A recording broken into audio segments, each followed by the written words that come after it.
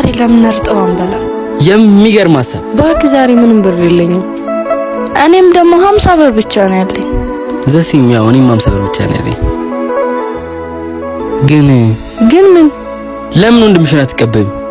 አሃረ ወንድሜን አታውቀውም። እንኳን 50 ብር አንድ ብር አይሰጠኝም።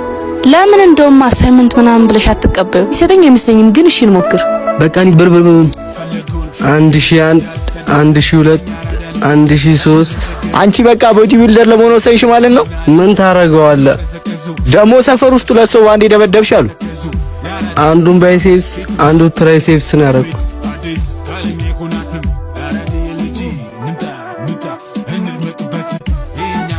መቀንጭር እቺ እንደዚህ አትበኛ አላልኩሽም? ወንድምየው ምን ፈለግሽ? አረ ወንድምየው ለአሳይመንት አንድ 50 ብር አሰጠኝ። ከእናንተ ትምህርት ቤቱ ላይ እንደ አሳይመንት የሚሰጥ እስኪ በማይመለከት ነገር አትግባሽ ነው። ወንድምየው አሰጠኝ።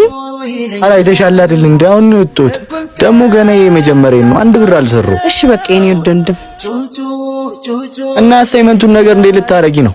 ወሰርኩ እኮ እንዴ ብሬ